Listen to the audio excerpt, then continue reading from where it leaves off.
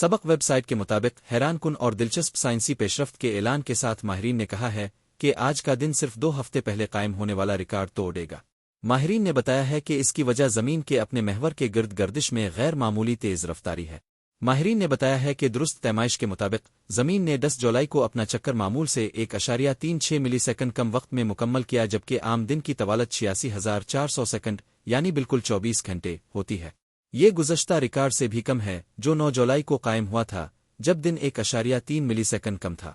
اگرچہ 1 ملی سیکنڈ یعنی 1 سیکنڈ کا ہزارواں حصہ ناقابل محسوس وقت لگتا ہے، مگر اتنے معمولی فرق کو بھی صرف انتہائی حساس ایٹمی گھڑیوں کے ذریعے ناپا جا سکتا ہے۔ یہ گھڑیاں لیگتھ آف دی لاڈ کے نام سے معروف سائنسی پیمائش کی مدد سے زمین کے ایک مکمل چکر کی مدت معلوم کرتی ہے۔ ماہرین نے خبردار کیا ہے کہ یہ معمولی فرق بھی ان نظاموں پر اثر انداز ہو سکتا ہے جو نہایت درست وقت کے محتاج ہوتے ہیں، جیسے جی پی ایس، مصنوعی سیارے اور عالمی وقت کے معیارات۔